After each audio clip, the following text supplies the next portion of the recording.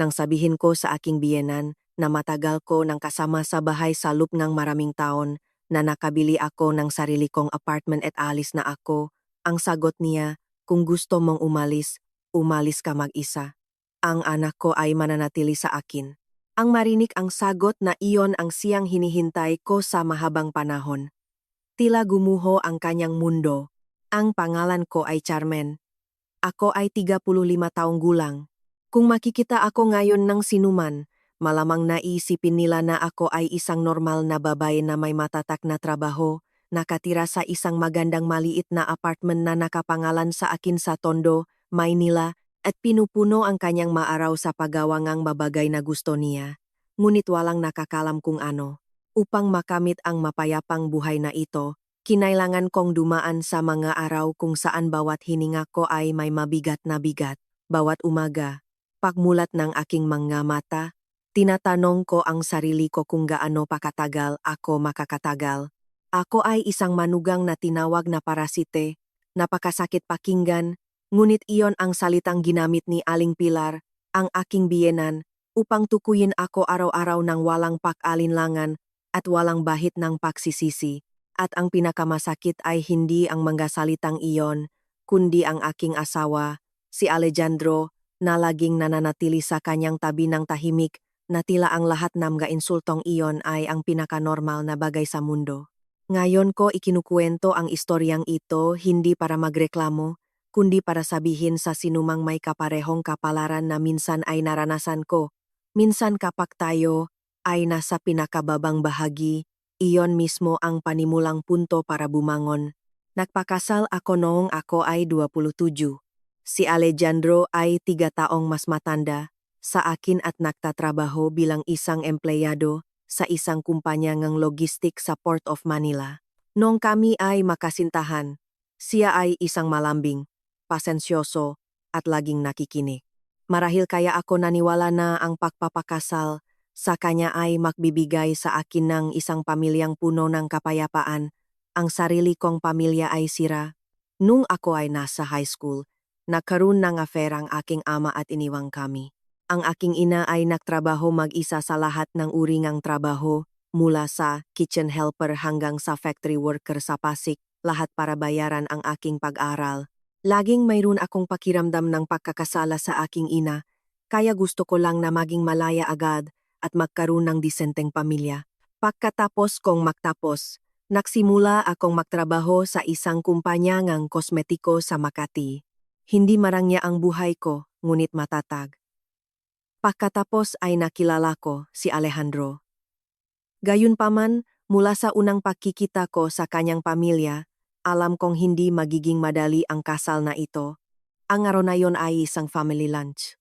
Bago pa ako makaupo, nakatingin na sa akin si Aling Pilar mula ulo hanggang paa at pagkatapos ay binikas ang isang pangungusap na malinaw pa rin sa aking alaala.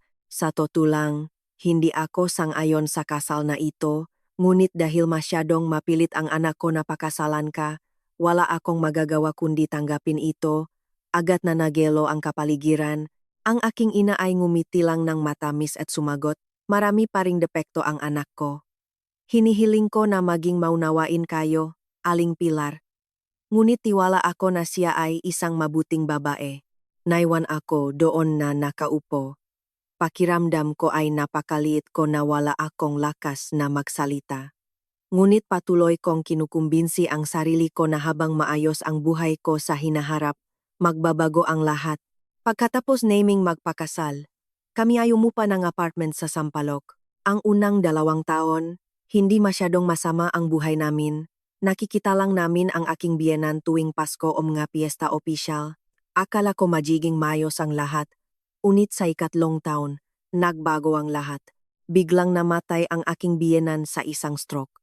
Napakabilis ngang libing sa punerarya at pagkalipas ng 1 linggo, umupo si Alejandro sa harapan ko na may pag-alinlangan sa mukha. Charmen, may gusto akong pag-usapan sa iyo.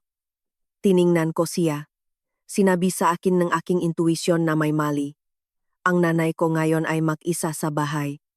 Nakikita mo na hindi siya masyadong maayos. Ano sa tingin mo kung lumipat tayo para manirahan sa kanya pansamantala? Nagulat ako. Manirahan sa kanya. ko, 1 taon lang. Pagkatapos, kapag mas matatag na ang nanay ko, hahanap tayo ng ibang apartment. Nananatili akong tahimik sa mahabang panahon.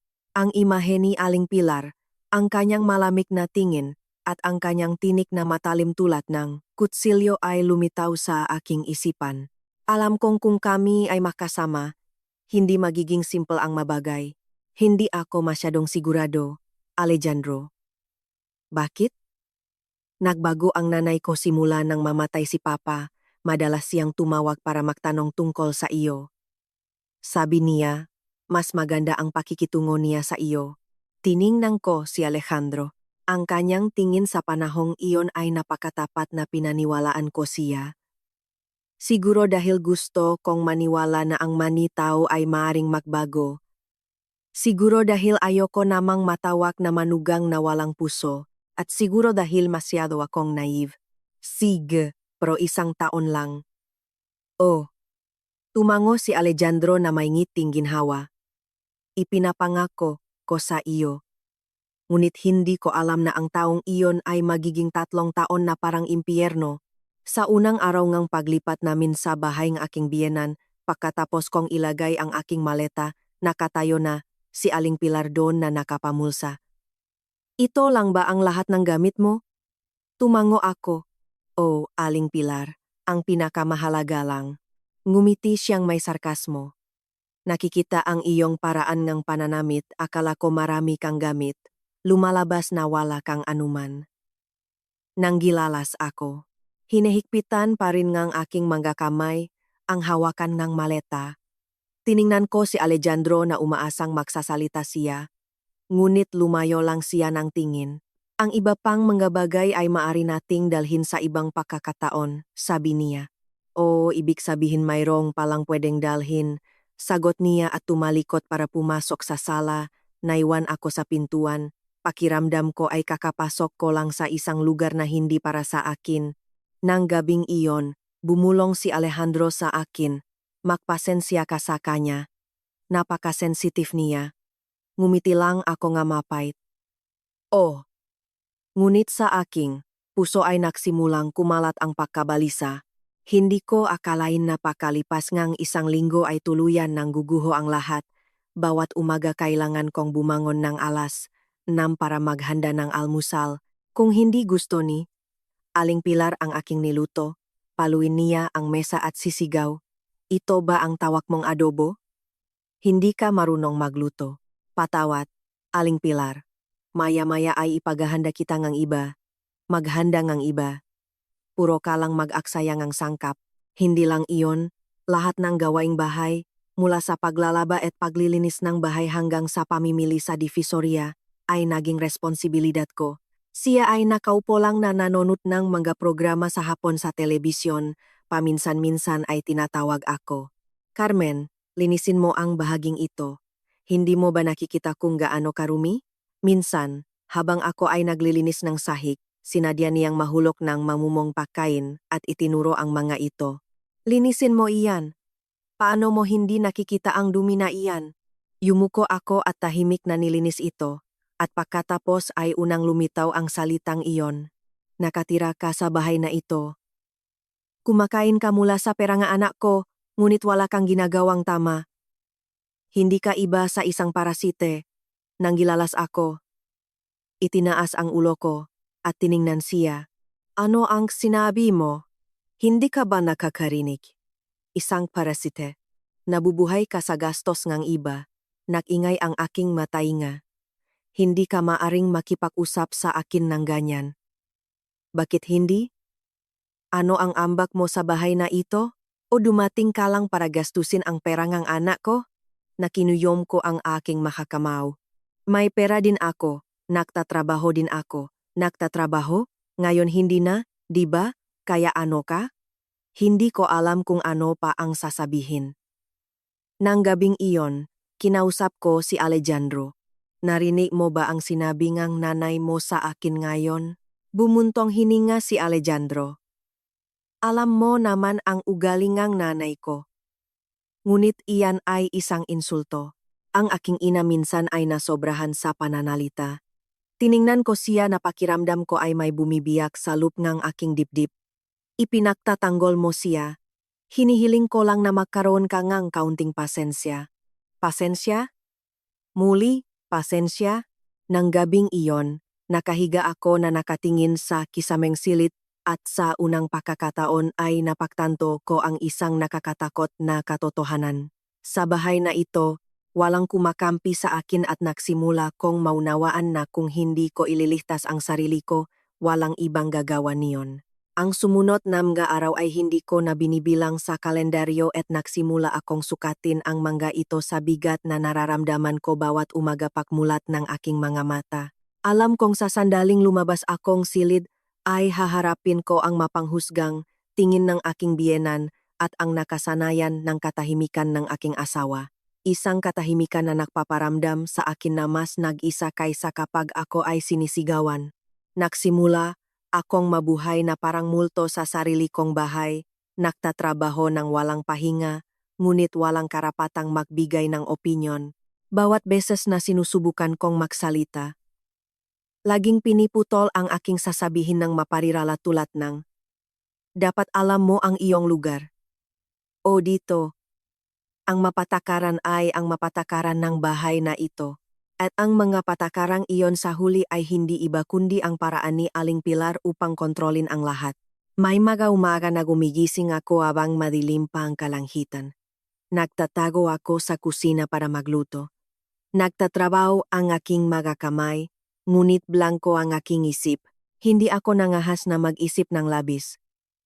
Dahil habang mas nag-isip ako, mas nasasakal ako at ang pagkasakal na iyon ay walang nalulutas. Pinapagot lang ako, ngunit pagkatapos ay isang maliit na sandali ang nagpabago sa akin. Isang hapon, habang naglalaba ako sa likod ng balkonahe, narinig ko ang aking biyenan na nakikipag-usap sa telepono sa sala. Ang tonong kanyang boses, kapag nakikipag-usap sa ibang tao, ay ganap na naiba, malambot, mabait kahit na may bahit ng pagmamalaki. Oh, ang manugang ko, napakabuti, ginagawa ang lahat sa bahay. Mahal na mahal ko siya. Bihira lang makakita ng biyenan na kasing swerte ko. Tumigil ako sa pagkuskos ng labada. Hawak pa rin ng aking makamay ang isang kamiseta. Tumutulo ang tubig sa malamig na sahig, ngunit ang aking puso ay nakniningas. Isang kakaibang pakiramdam, isang halong kapaitan at kalinawan. Lumalabas na sa matang ang iba, siya ang huwarang biyenan at ako ay isang manugang na pinagpalang ang swerte. Sa sandaling iyon, tumigil ako sa pagkaawa sa sarili ko. Naramdaman kong tanga ako. Tanga dahil naniwala ako na sa pamamagitan ng pagsusumikap ay gaganda ang lahat. Tanga dahil naghintay akong pakilala mula sa isang taong hindi naman talaga balak ibigay sa akin. Mula sa araw na iyon, nagsimula akong magbago, hindi sa pamamagitan ng pagrerebelde, kundi sa lihim na paghahanda. Naalala ko ang mga araw bago ako ikasal.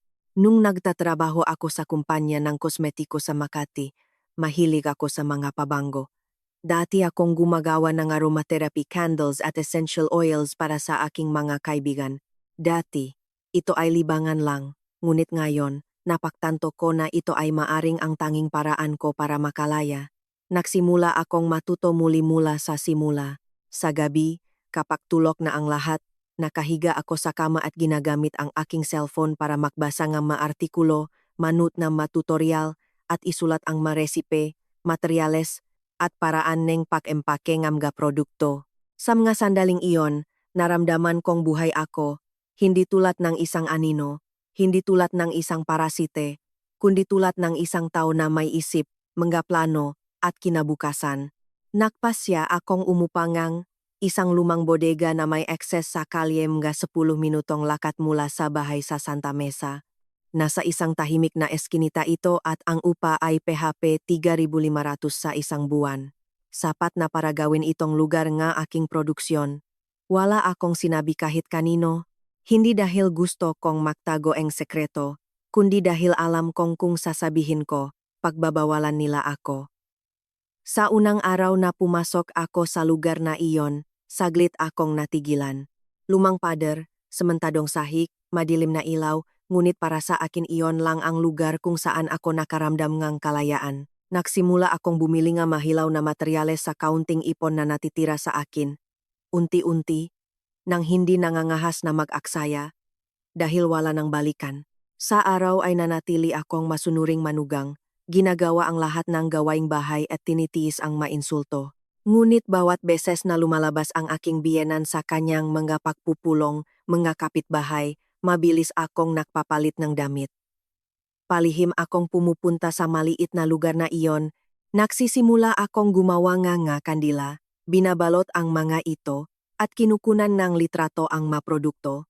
Minsan nakakaroon ako ngang maliliit na paltos mula sa mainit na wax, ngunit hindi ko nararamdaman ang sakit.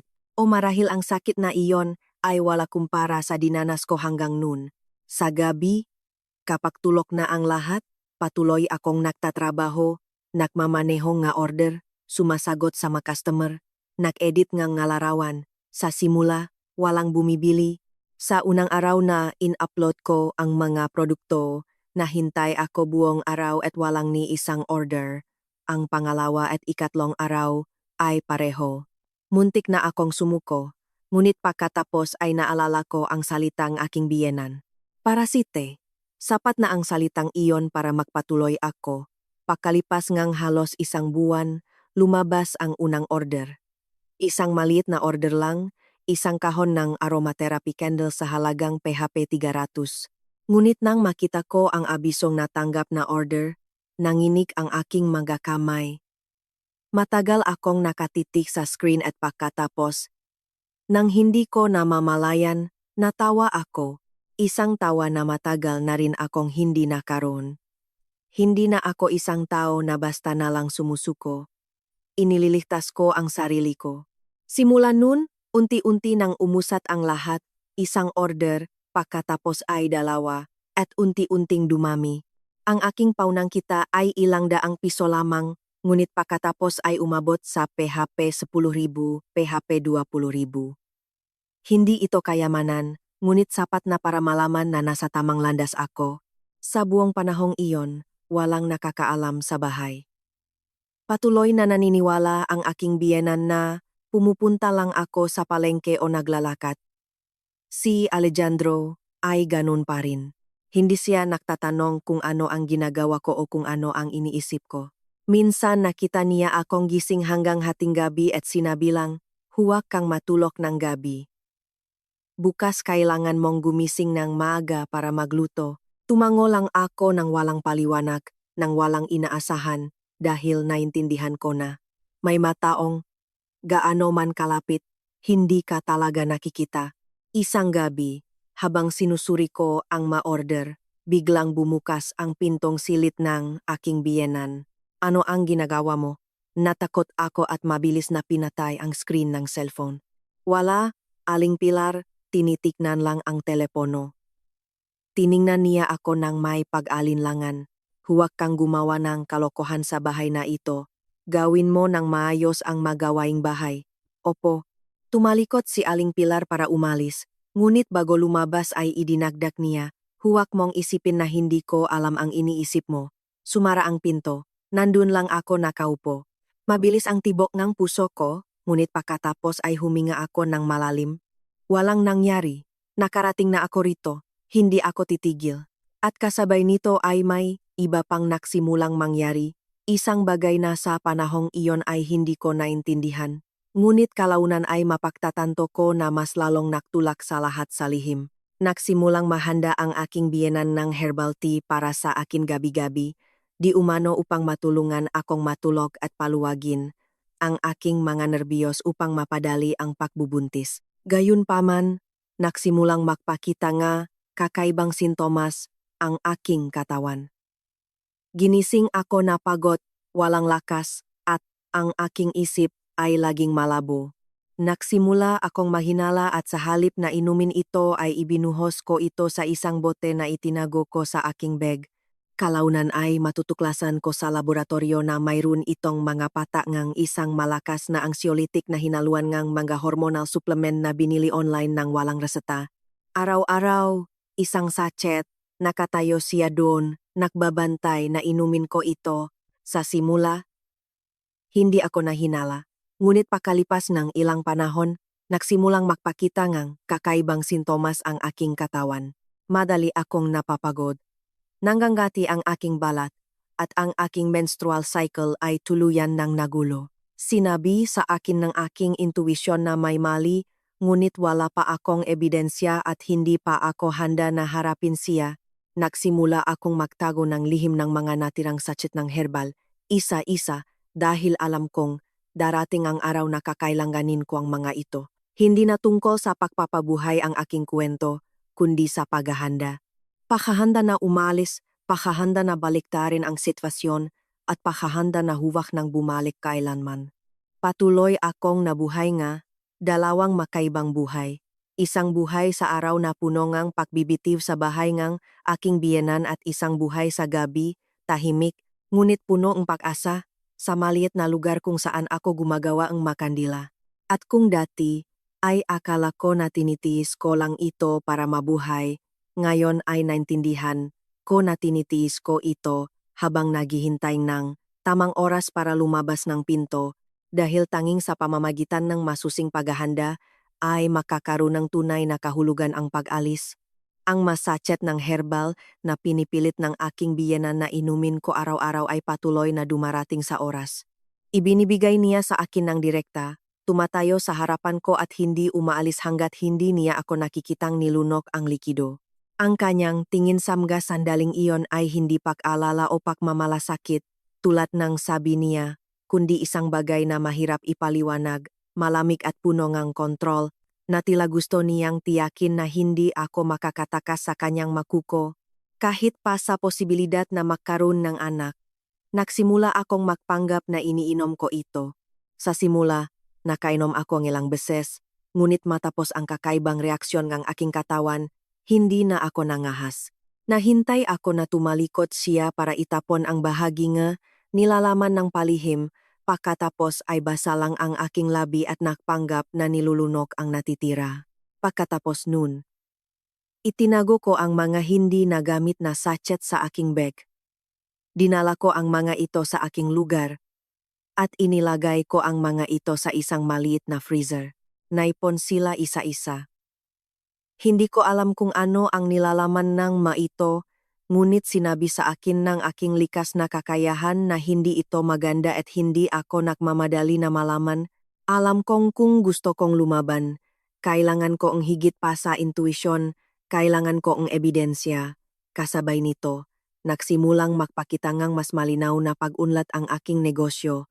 Isang post tungkol sa aking mga aromatic candles ay biglang ibinahagi ng mas marami kaysa sa karaniwan, marahil dahil inirekomenda ito ngang isang nasisiyahang customer.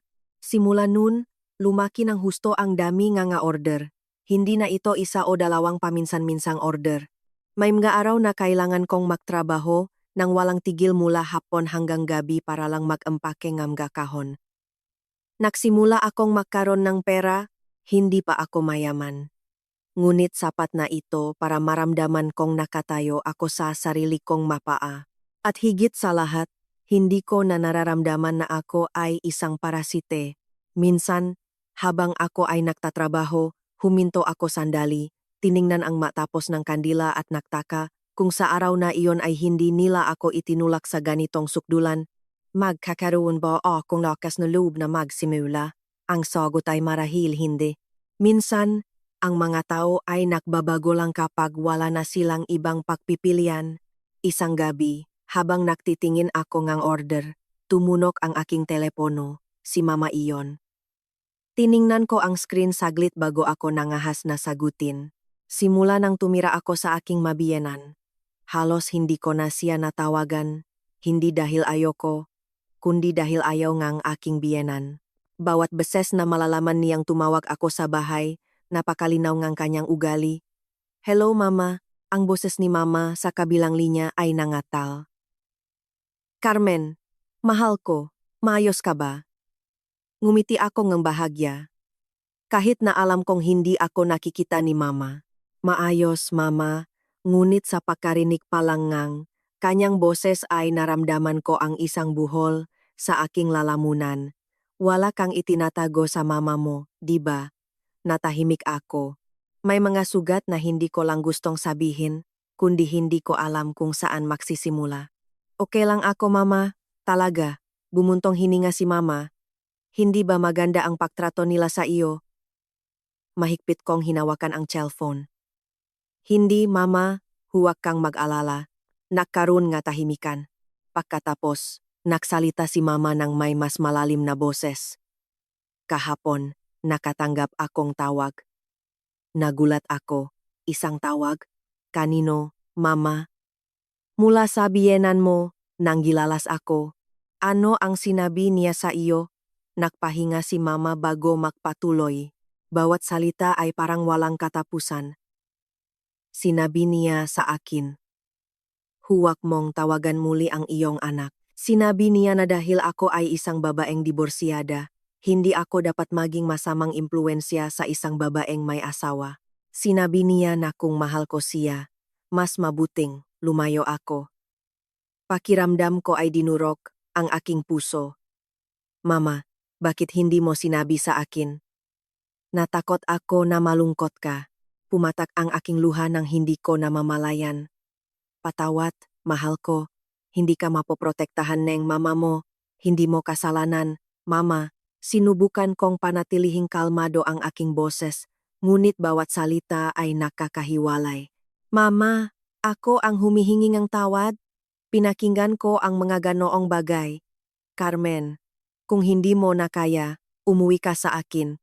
Huwag mong pilitin ang sarili mo. Ipinikit ko ang aking mga mata.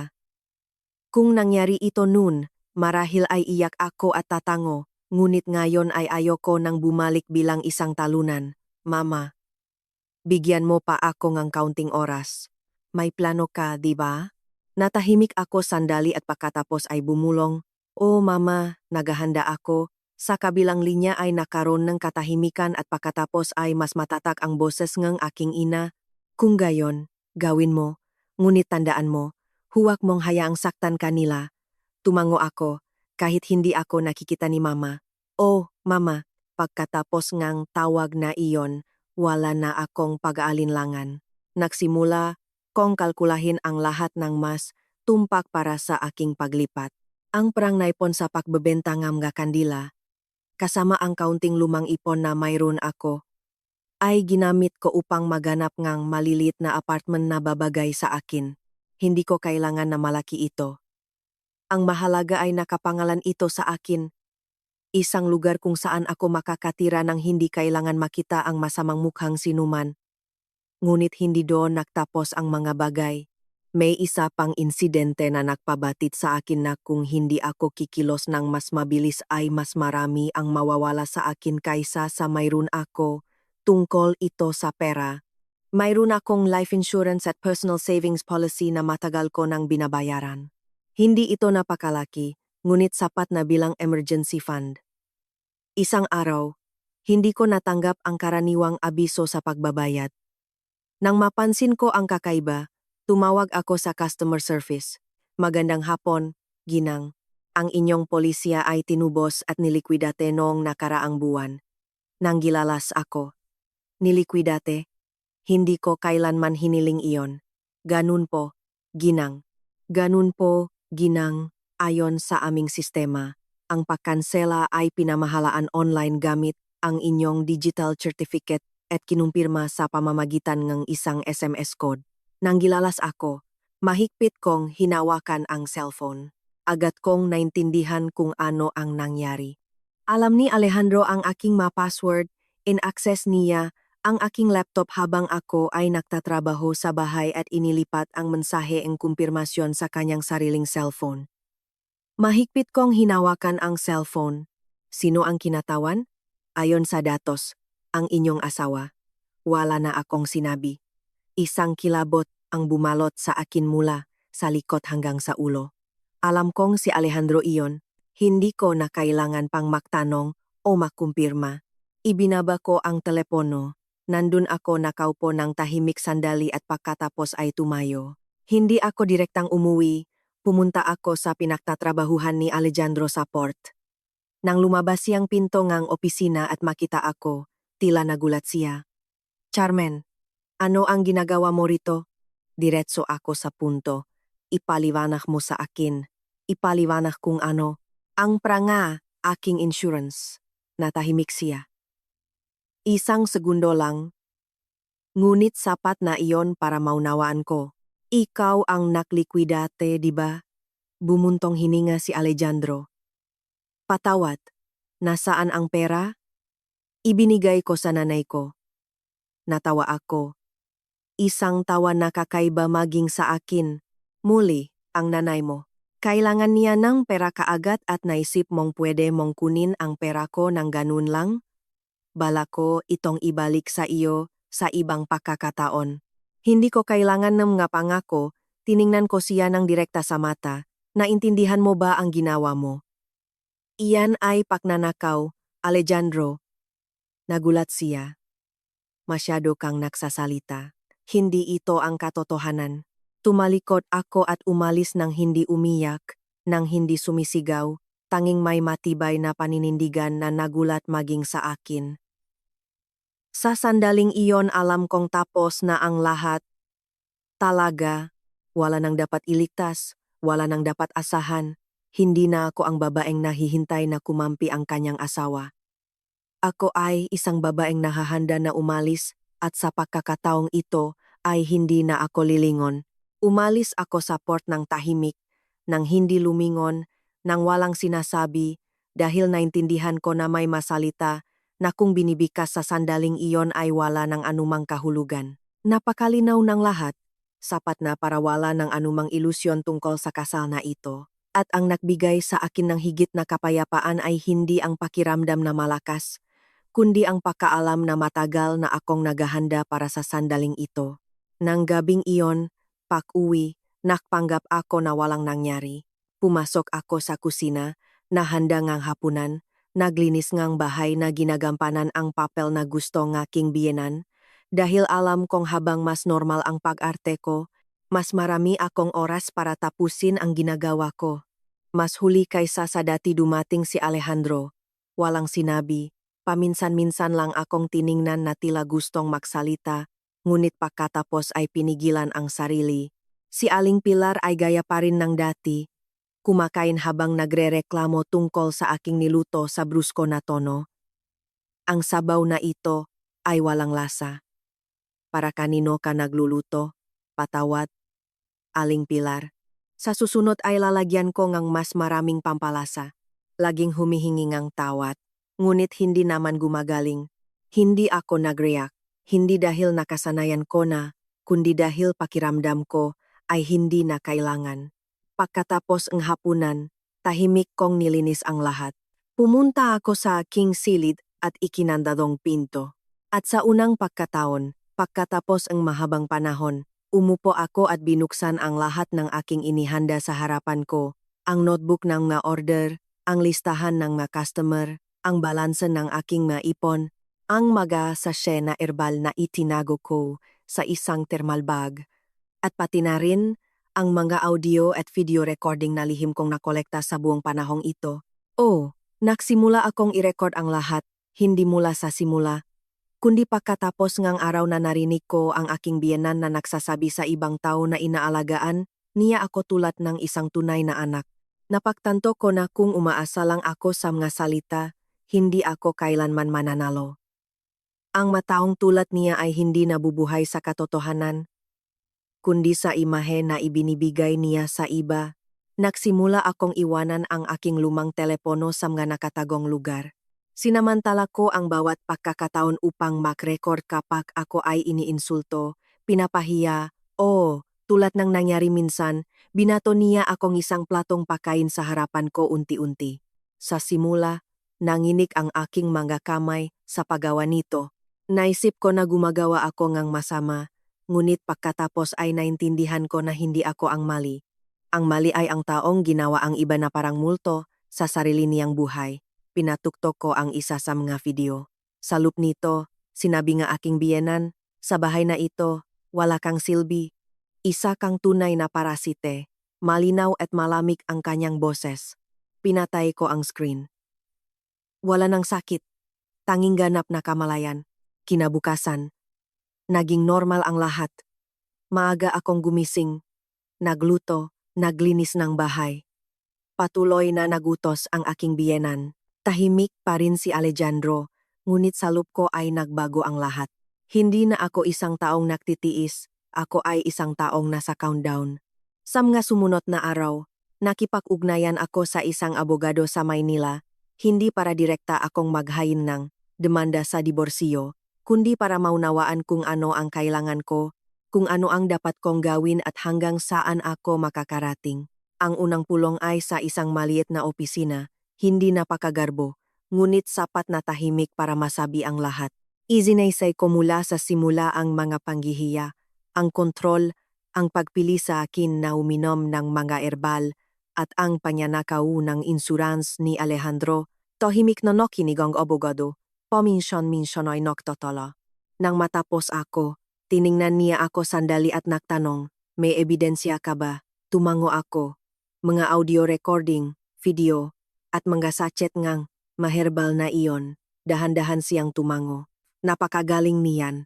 Kung mapapatunayan natin ang pang-abuso, ang kontrol, at ang mga indikasyon ng panganib sa kalusugan, mayroon kang matatag na posisyon. Wala na akong tinanong, tanging naramdaman ko ang isang napakalinaw na bagay, hindi na ako nag-isa. Sa daan pauwi, dumaan ako sa aking maliit na lugar, umupo ako sa pagitan ng matambak nga kahon, tiningnan ko ang paligid at nang hindi ko namamalayan ay natawa ako. Hindi ito tawa ngang kaligayahan, kundi ngang ginhawa. Sa unang pagkakataon sa mahabang panahon, naramdaman kong mayroon akong mapagpipilian, ngunit ang buhay ay hindi kailanman mayroong isang variable lamang. Nang iniisip ko ang lahat, may isa pang nangyari na nagpabatid sa akin na wala na akong masyadong oras. Isang hapon, pag-uwi ko mula sa aking bodega, pagpasok ko pa lang sa bahay, nakita ko ang aking biyenan na nakaupo sa sala. Sa harap niya ay ang aking cellphone nang gilalas ako. Ano ang ginagawa mo, Aling Pilar? Inangat niya ang ulo niya, matatalim ang kanyang tingin. May gusto akong itanong sa iyo. Saan ka galing buong araw? Sinubukan kong panatilihing kalmado ang aking boses. Pumunta ako sa palengke. Aling Pilar, anong palengke ang pinupuntahan mo araw-araw at ganun katagal? Hindi ako agad sumagot, tiningnan ko lang ang cellphone na nasa kanyang kamay. Bakit mo kinuha ang telepono ko? Mayroon ba akong hindi nakikita? Pribado ito, Aling Pilar. Sa bahay na ito ay walang privacy.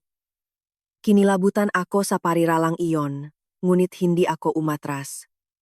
Pakiusap, ibalik mo sa akin. Tinitigan niya akong ilang segundo at pagkatapos ay ngumitingang may sarkasmo. May itinatago ka, di ba? Natahimik ako. Hindi dahil sa takot, kundi dahil alam kong kung makikipagtalo ako ngayon, mawawalan akong kontrol at hindi ko iyon pwedeng hayaan. Inihagis niya ang aking cellphone sa mesa. Huwag kong malaman na gumagawa kang kakaibang bagay sa likod ko. Lumapit ako at kinuha ang aking telepono. Medyo nanginginig ang aking kamay, ngunit ang aking tingin ay hindi na tulad ng dati. Nang gabing iyon, sinuri ko ang lahat ng aking datos. Sa kabutihang palad, nakapag-backup na ako sa cloud. Kung hindi dahil sa maliit na detalyeng iyon, maaring nawala ang lahat. Matagal akong nakaupo at sa unang pagkakataon ay napagtanto ko ang isang bagay. Hindi lang ako naghahanda na umalis. Nakaharap ako sa isang hindi maiwasan, hindi na ipagpapaliban na paghaharap. Kailangan ko lang magpatuloy.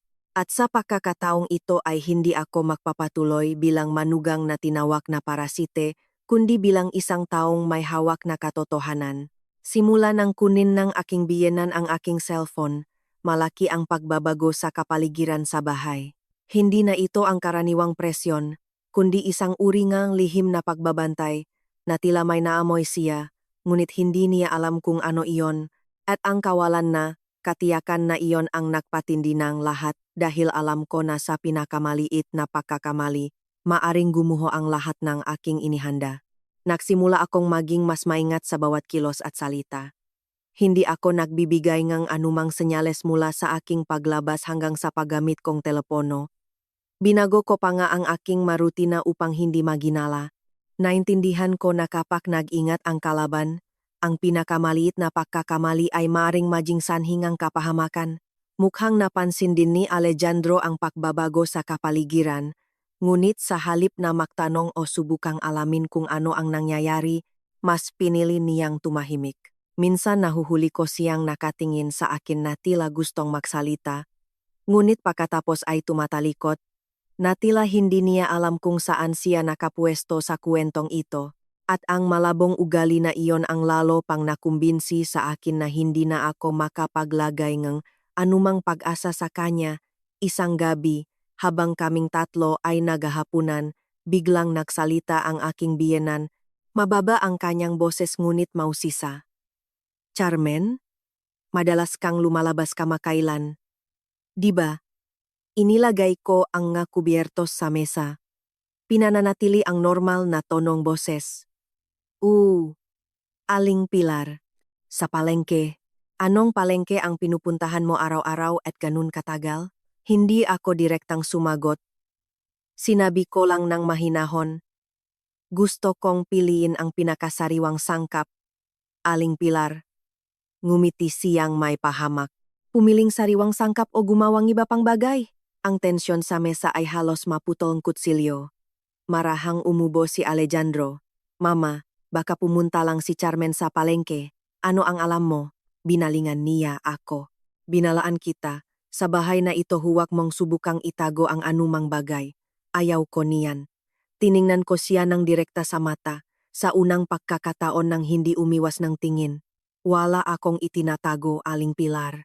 Tinitigan niya akong ilang segundo at pagkatapos ay binaling ang mukha. Sana. Nagtapos ang hapunan ng tahimik. Nang gabing iyon, hindi ako makatulog. Hindi dahil sa takot, kundi dahil alam kong wala na akong masyadong oras. Kailangan kong bilisan ang lahat. Kinabukasan. Muli akong nakipagkita sa abogado. Dala ang lahat ng mayroon ako, ang mga recording, mga video, at ang mga sachet ng herbal infusions na itinago ko. Sinuri nga abogado ang mga ito ng maingat. Nang matapos, tiningnan niya ako. "Napakagaling mo, Ginang." Hindi ako sumagot. Nahintay lang ako na magpatuloy siya. "Ang mga ebidensyang ito ay sapat na upang patunayan ang mga panghihiya, ang kontrol, at ang mga indikasyon ng negatibong epekto sa iyong kalusugan. Kung mapapatunayan sa laboratorio na ang nilalaman nga sachet na ito ay hindi angkop para sa pagkonsumo, ito ay magiging isang mahalagang punto." Tumango ako. "At ano ang dapat kong gawin ngayon?" "Ipadala ang sample para suriin." Tiningnan ko ang sachet. Matagal ba iyan? Ngunit sulit. Hindi na ako nag-atubili pa. Ibinigay ko ang bahaging magasample sa abogado. Ang natitira ay itinago ko. Sa daan pabalik sa bahay, naramdaman ko ang isang napakalinaw na bagay. Malapit nang matapos ang lahat, ngunit bago ang wakas ay laging may pinakamabigat na yugto at ako ay nasa gitna nito. Sa mga sumunod na araw, nagsimulang kontrolin ako nga aking biyenan ng mas mahigpit. Hindi na niya ako pinapayagan na lumabas ng malaya. Isang araw ay tinanong niya ako kung saan ako pupunta, sino ang kasama ko, at ano ang gagawin ko, na tila ako ay isang maliit na bata na nangangailangan ng pagsubaybay. "Saan ka pupunta?" "Sa palengke, Aling Pilar." "Gaano ka katagal?" "Mga isang oras." "Huwag kang magtagal." Tumango ako. Ngunit sa loop ko ay bumangon ang isa pang damdamin. Hindi ito takot, kundi pagkabakot. Pakot na sa pagbibigay na paliwanag. Pagod na sa pagpapanggap. Pagod na sa pamumuhay sa isang lugar kung saan binabantayan ang bawat hakbang ko. Isang hapon, habang ako ay paalis na, humarang ang aking biyenan sa pinto. "Saan ka pupunta?" "Sa palengke." "Sasama ako sa iyo." Natigilan ako. "Hindi na kailangan, Aling Pilar." Sabi ko, "Sasama ako sa iyo. Wala akong pagpipilian." Sabay kaming nakpunta. Sa buong daan ay hindi siya nagsalita, ngunit ang kanyang mamata ay patuloy na nagbabantay sa akin. Tila kung lumingon ako sa ibang direksyon ay agad siyang hihingingang paliwanag. Direktang pumunta ako sa palengke, binili ang kailangan at hindi ako huminto sa anumang ibang lugar. Ngunit sa aking puso ay nakapagpasya na ako. Hindi ko na ito kayang ipagpatuloy. Nang gabing iyon, umupo ako ng mag-isa sa aking silid na nakatingin sa cellphone at pinapatuktok ang mga video na iyon na tila para ipaalala sa sarili ko na ang lahat ng ginagawa ko ay hindi kabaliwan, kundi isang pangangailangan. Huminto ako sa isang recording kung saan sinabing aking biyenan, sa bahay na ito, wala kang karapatan. Tiningnan ko ang screen at pinatay ko. Okay, sabi ko sa sarili ko, kung wala akong karapatan, aalis na ako. Nang sandaling iyon, tumunok ang telepono. Si Mama iyon. Sinagot ko. Hello Mama, iba ang boses ni Mama. Sa pagkataong ito ay hindi na siya nag-aalinlangan. Nakmamadali ang tunog. Carmen, kailangan kong makipag-usap sa iyo tungkol sa isang mahalagang bagay. Umupo ako ng tuwid. Sabihin mo, Mama, ano ang nangyayari?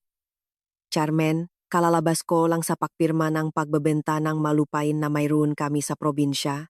Nagulat ako. Nakpasya akong ipauna sa iyo ang iyong bahagi. Nasa aking account na ang pera at gusto ko itong ilipat sa iyo para makabili ka ng apartment. Natahimik ako. Halos wala akong alaalaan na aking lolo. Alam ko lang na hindi niya tinanggap ang aking ina pagkatapos ang diborsyo at halos hindi sila nag-usap. Wala na siyang ibang tagapakmana. Kaya lahat ng kanyang ari-arian ay mapupunta sa akin. Nananatili akong tahimik. Naisip kong ibigay sa iyo ang kalahati. Nagulat ako. Hindi na kailangan Mama. Napagdesisyonan ko na. Napakatataengay boses ni Mama. Karapatan ko ito at gusto kong makaroon kang mas magandang buhay. Kinagat ko ang aking labi. Ngunit Mama, huwag mo akong tanggihan. Putol niya. Ito ay hindi kawanggawa. Ito ay para makaroon ka nga pagpipilian. Ipinikit ko ang aking mamata. Isang luha ang dumaloy sa aking pisngi. Salamat, Mama. Pagkatapos ng tawag na iyon, matagal akong nakaupo ng tahimik. Hindi dahil sa pagkagulat, kundi dahil napagtanto ko na ang pintuan na pinilit kong buksan noon ay bukas na ngayon. Hindi na ako nakakulong.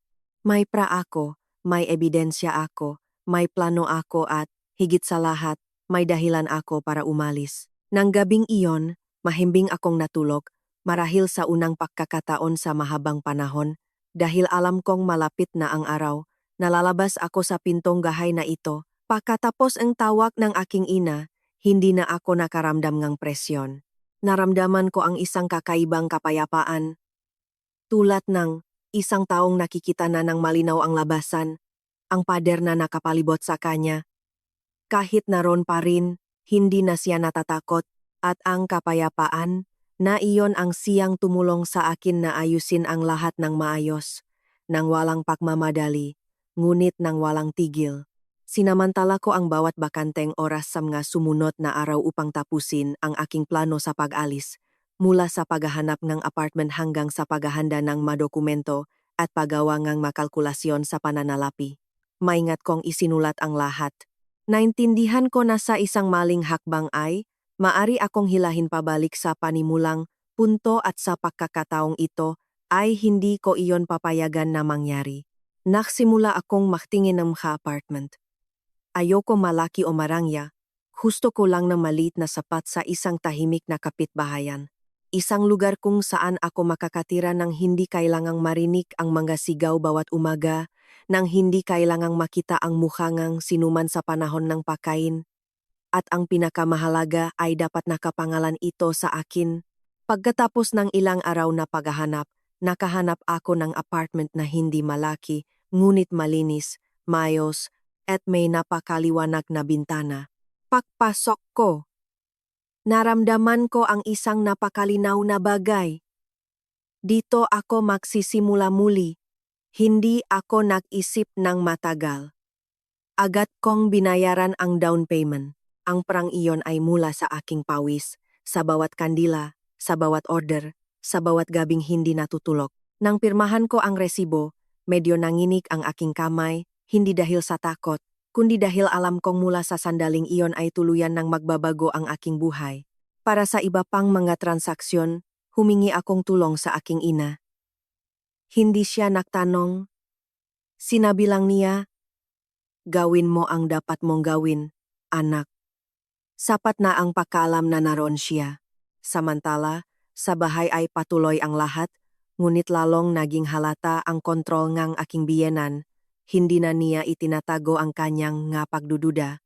Sinuri pa nga niya ang aking bag isang araw pagpasok kong pinto. "Ano ang dala mo diyan?" "Ang binili ko sa palengke, Aling Pilar." "Sige, tingnan ko." Sinuri niya ang lahat. Mangga gulay, karne, isda, walang kakaiba, ngunit ang kanyang mga mata ay nanatiling balisa. Huwag kong malaman na may tinatago ka. Hindi ako sumagot. Kinuha ko ang aking bag at dumiretso sa kusina. Hindi dahil sa takot, kundi dahil ayoko nang mag-aksaya ng enerhiya sa isang hindi kinakailangang paghaharap. Naghihintay ako sa aking sandali, ang sandali kung saan ang aking mga salita ay hindi para magpaliwanag, kundi para maglagay ng tuldok. Sa panahong iyon, mayroon na akong maresulta ng laboratorio mula sa abogado. Isang hapon, nakatanggap ako ng tawag. "Ginang Carmen, mayroon na kaming mga resulta." Biglang lumakas ang tibok ng aking puso. At sa mga sample ng maherbal na iyon ay mayroong mapaminsalang sangkap na kontraindikado para sa matagal na pagkonsumo, lalo na para sa isang babae na hustong makbuntis. Natahimik ako, kahit na hinala ko na ito. Ang marinig ang kumpirmasyon ay nagpalamig sa akin. Nagsisilbi ba itong ebidensya? At napakatibay. Tumango ako.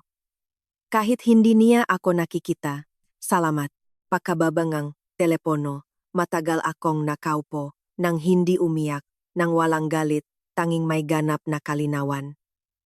Kalinawan tungkol sa mga taong kasama ko sa loob ngang 3 taon.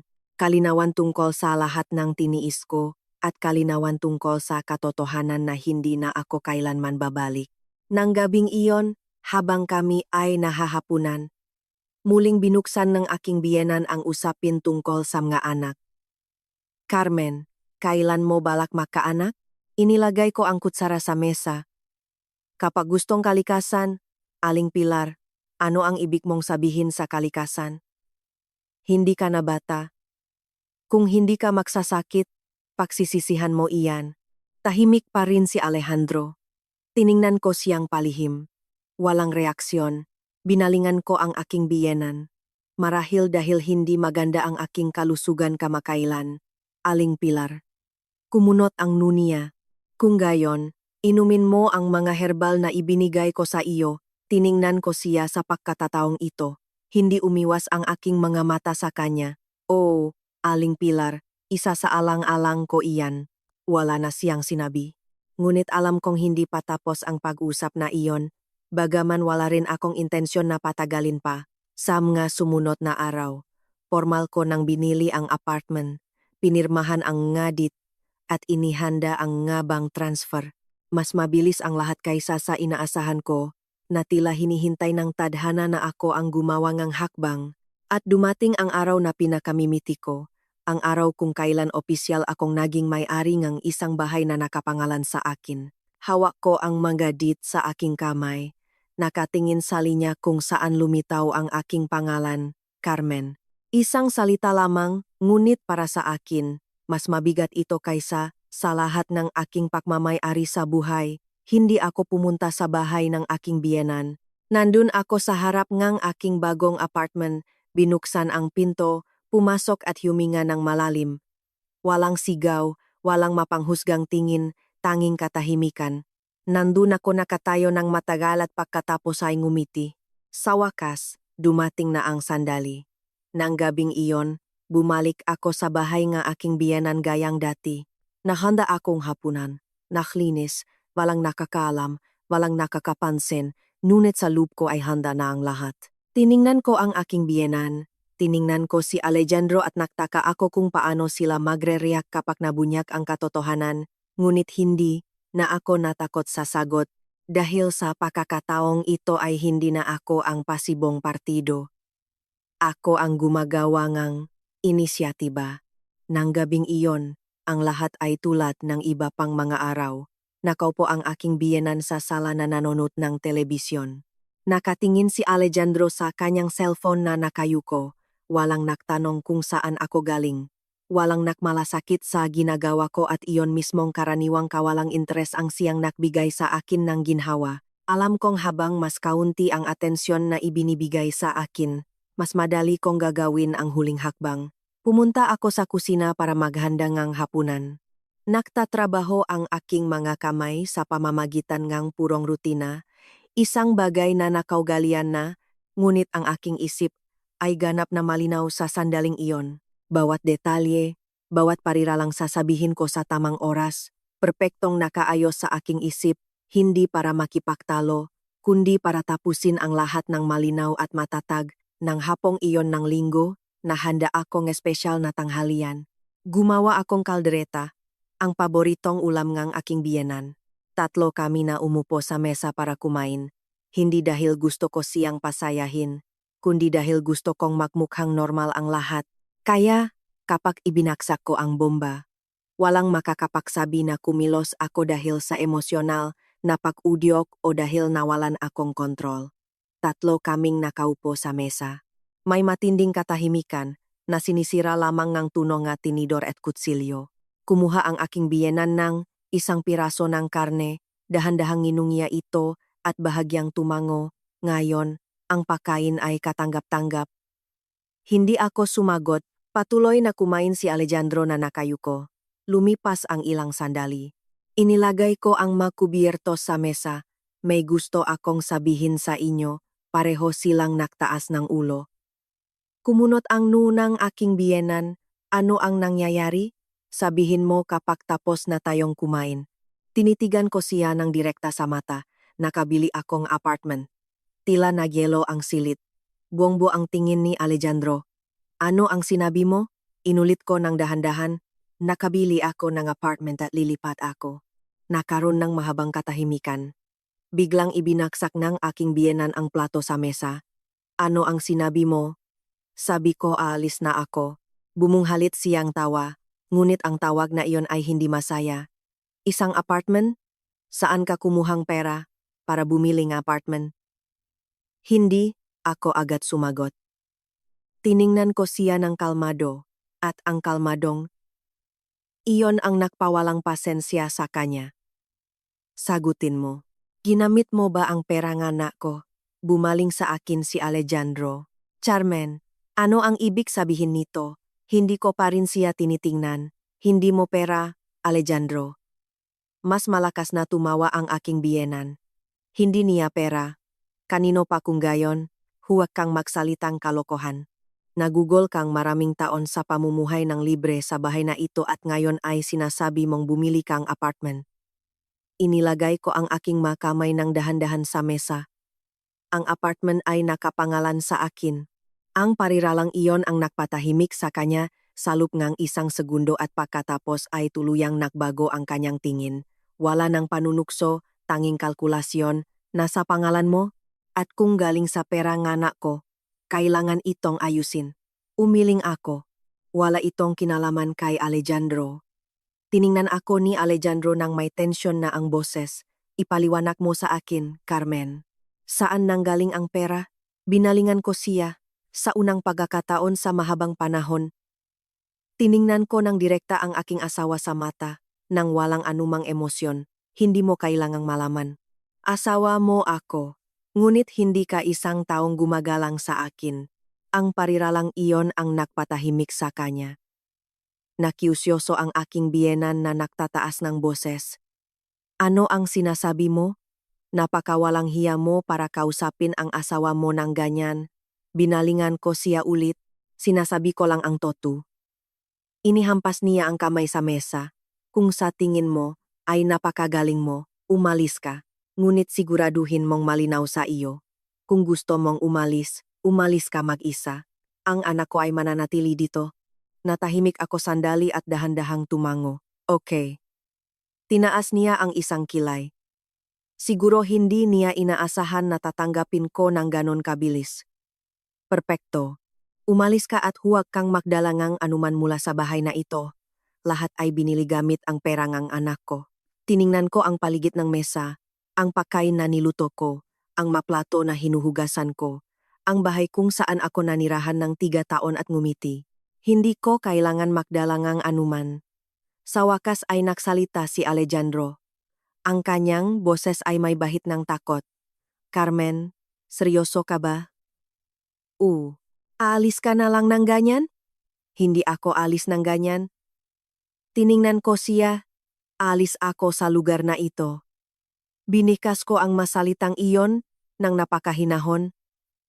Ngunit may sapat na lakas para maunawaan niya. Ngumiti ang aking biyenan ng may pagamak. Umalis ka na. Hindi rin kita pipigilan. Tumango ako. Alam ko. Pagkatapos ay tumayo ako ng walang pagmamadali, ng walang kaguluhan, tanging ang pagtatapos ang isang pag-alis na matagal nang inihanda. Pumunta ako sa aking silid, binuksan ang aparador at kinuha ang bag na handa na. Sa loob nito ay ang aking pinakamahalagang gamit, ang mga dokumento, ilang damit at iba pang personal na gamit na itinago ko ng maayos. Nang lumabas ako, nakaupo pa rin ang aking biyenan doon. Malamig ang kanyang tingin, ngunit may kakaiba sa kanya. Hindi na siya kasing tiyak ngan dati. Sa tingin mo ba sa pag-alis mo rito ay mabubuhay ka? Huminto ako at tiningnan siya. Hindi ko iniisip, Aling Pilar. Alam kong kaya ko. Ang sagot na iyon ang nagpatahimik sa kanya. Tumayo si Alejandro. Carmen, sandali lang. Hindi ako uminto. Hindi na ako maghihintay pa. Naglakad ako papunta sa pinto. Binuksan ko ito nang hindi lumingon, ngunit bago ako tumawid sa pasimano ay sinabi ko ang isang huling pangungusap, napakababa ng aking boses, ngunit malinaw. Salamat. Matagal ko nang hinihintay ang araw na ito.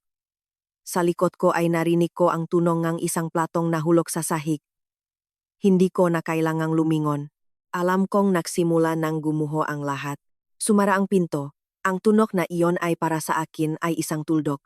Hindi lang para sa isang araw, kundi para sa buong buhay na nakaraan. Lumabas ako sa kalye. Malamig ang hangin nga gabi. Huminga ako ng malalim at sa unang pagkakataon sa loob ng maraming taon ay naramdaman kong malaya ako. Umalis ako sa bahay na iyon nang hindi lumingon. Hindi dahil sa kawalan ng lakas ng loob, kundi dahil alam kong kung gagawin ko iyon ay muli kong makikita ang refleksyon ng kung ano ako sa loob ng nakaraang 3 taon. Isang babaeng laging nakayuko, laging naktitiis, laging umaasa sa isang bagay na hindi kailanman darating at ayoko nang dalhin ang imaheng iyon sa aking bagong buhay. Nang gabing iyon, hindi ako umuwi sa aking ina at hindi rin ako nagpagalagala ng walang patutunguhan. Direktang pumunta ako sa aking bagong apartment. Ang lugar na noong hapon na iyon ay tila dayuhan pa, ngunit kasabay nito ay pamilyar. Nang buksan ko ang pinto sa ikalawang pagkakataon, napagtanto ko na iba na ang aking nararamdaman. Hindi na ito isang pagsubok o isang eksperimento, ito ay ang simula. Ibinaba ko ang bag sa sahig. Tumayo ako sa gitna ngang walang laman na sala at tiningnan ko ang paligid. Walang muebles, walang naririnig na boses. Tanging ang malabong dilaw na mga ilaw ng kalye at isang katahimikan na napakakapal na naririnig ko ang sarili kong pahinga. Umupo ako sa sahig, sumandal sa dingding, ipinikit ang aking mga mata at sa unang pagkakataon ay wala akong inisip, hindi ang aking biyenan, hindi si Alejandro, hindi ang nangyari. Humigop lang ako ng hangin. Ilang sandali pagkatapos ay nag-vibrate ang aking cellphone. Si Alejandro iyon. Tiningnan ko ang screen at hindi ko sinagot. Tumigil ito sa pagtunog at pagkatapos ay tumunok muli. Sa pagkakataong ito ay sinagot ko, Carmen, nasaan ka? Nanginig ang kanyang boses. Okay lang ako, huwag mong gawin ito, kailangan nating mag-usap. Nagsalita na ako, ngunit hindi ka maring umalis ng kanya ng walang paliwanag. Ngumiti akong bahagya. Naiintindihan ko na ang lahat ng napakalinaw. Galit ka ba? Kaya ka nagsasalitang ganyan? Hindi ako sumagot ng lubos na kalmado. Hindi ako galit. Kung gayon, bakit mo ginagawa ito? Dahil wala na akong dahilan para manatili. Sa kabilang dako ay nakaroon ng katahimikan at pagkatapos ay sinabi niya ng mahina, "Patawad, hindi ako agad sumagot. Hindi dahil naantik ako, kundi dahil alam kong huli na ang pahingingatawat na iyon. Alam kong mali ang tungkol sa insurance. Ibabalik ko sa iyo iyon. Hindi ko kailangan ng mga pangako. Kung gayon, ano ang kailangan mo?" Tiningnan ko ang paligid, ang aking bahay, distansya. Ihahain ko ang demanda sa diborsyo. Ang pariralang iyon ang nagpatahimik sa kanya. Siguro sa wakas ay naintindihan na niya. Hindi ko na hinintay ang kanyang sagot. Ibinaba ko ang telepono at inilagay sa isang tabi, nang walang nararamdaman na anumang partikular, hindi sakit o ginhawa, tapos na lang. Kinabukasan, gumising ako sa aking bagong bahay. Pumasok ang sikat na araw sa bintana. Walang sigaw, walang pagtutol, walang nakatayo sa likod ng pinto, nagutos sa akin na bumangon para magluto. Nakahiga ako sandali, nakatingin sa kisame, at ngumiti. Isang napakagaan na ngiti. Tumayo ako. Pumunta sa kusina at kumuhang basong tubig, hindi para sa iba, kundi para sa sarili ko. Sa sumunod na araw, nagsimula akong muling itayo ang aking buhay. Inilipat ko ang aking magamit at ang material para sa paggawangang kandila mula sa maliit na lugar sa Santa Mesa patungo sa aking bagong bahay. Pinili ko ang mga mahahalagang muebles, hindi masyadong marami, ang mga kailangan lang. Hindi ko kailangan isang magazine-worthy na bahay, kundi isang lugar na akin. Nagbago rin ang aking negosyo. Hindi na ako kailangang magtago, hindi na ako kailangang tumingin sa orasan. Makakapagtrabaho ako sa araw, buksan ang mabintana, magpatuktok ng musika, mamuhay bilang isang normal na tao. Ang mga order ay nanatiling matatag at kahit padumami, marahil dahil mayroon akong mas maraming oras, o marahil dahil iba na ang aking damdamin, nang walang presyon, nang walang pilitan, tanging konsentrasyon at kalayaan. Samantala, sa bahay ng aking mabiyenan ay nagsimula ng makagulo ang lahat. 2 beses akong tinawagan ni Alejandro. Hindi ko sinagot ang telepono. Hindi tumawag ang aking biyenan, ngunit alam kong hindi siya mananahimik ng matagal. At, sa katunayan, isang hapon, habang ako ay nagtatrabaho, tumunog ang telepono, ang pangalan sa screen, Aling Pilar. Tiningnan ko ito ang ilang segundo at sinagot. Opo, sabihin niyo po. Ang kanyang boses ay hindi na ganon katalim tulad ng dati, ngunit pinanatili ang matalas na tono na kilalang kilala ko. Nasaan ka? Nasa bahay. Saang bahay? Hindi ako agad sumagot at pagkatapos ay sinabi, sa bahay ko. Natahimik siya sandali. Napakagaling mo ngayon, di ba? Isipin mo ang anumang gusto mo, Aling Pilar. Sa tingin mo ba sa pagalis mo ng ganyan ay matatapos ang lahat? Hindi ko kailangan na may matapos para sa iyo. Binalaan kita, hindi ito ganun kadali. Alam ko. Bumalik ka rito. Pag-usapan natin ang mabagay ng mahinahon. Wala akong dahilan para bumalik. Nagsimulang tumaas ang kanyang boses. Ikaw pa rin ang manugang ng pamilyang ito. Hinayaan kong ang katahimikan ang magsalita para sa akin. Pagkatapos, ay sinabi niya ng mas mababang tono, talaga bang magdidiborsyo kayo? Oh, sa tingin mo ba ay makatakas ka? Nagawa ko na. Narinig ko ang kanyang hinga na humihingal, walang utang na loop ka. Sa tingin ko sapat na ang alam ko tungkol diyan. Wala na akong sinabi, nahintay lang ako. Ngunit sa pagkakataong ito ay hindi niya ipinagpatuloy ang mainsulto. Sinabi lang niya, pagsisisihan mo. Sumagot ako ng napakagaan. Hindi ko pagsisisihan, at binabaan ko ang telepono. Pagkatapos nun, matagal akong nakaupo ng tahimik, hindi dahil sa pag-aalala, kundi dahil alam kong ang susunod na yugto ay hindi na isang labanan ng mga salita, kundi isang tunay na paghaharap. Binuksan ko ang drawer. Kinuha ang lahat ng dokumentong inihanda ko, ang demanda, ang nga ebidensya, ang nga resulta ngang laboratorio, handa na ang lahat, tiningnan ko ang na ito at bumulong sa sarili ko. Oras na, walang balikan o pag-alinlangan, tanging mahakbang pasulong. Pagkatapos ngang tawak na iyon ngang aking biyenan, hindi na ako nakaramdam ngang pagbabanta. Sa halip, malinaw kong nakita na nagsisimula siyang mawalan kontrol. At kapag ang isang taong sanay na mag-utos ay biglang naramdaman na nawawala sa kanyang makamay ang kapangyarihan, nagre-react siya sa pamamagitan ng mas mahigpit na pagpilipit, mas malakas na pagsiga.